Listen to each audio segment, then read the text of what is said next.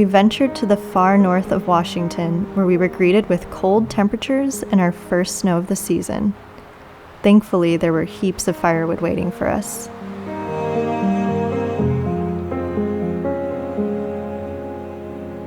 Out of all the places we've traveled to this year, this cabin created the most space for self-reflection and restoration for us.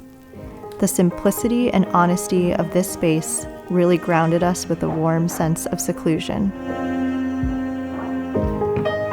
We spend so much of the year thinking about building our future that we sometimes forget to appreciate what we've already built.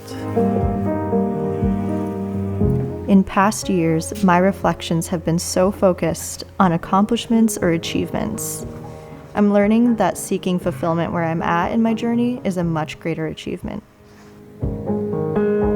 I don't think I could have imagined all the adventures that we've had and the ways that we've grown while forging a life that's unique to us. This cabin was the perfect place to quietly celebrate our final stay of the year together.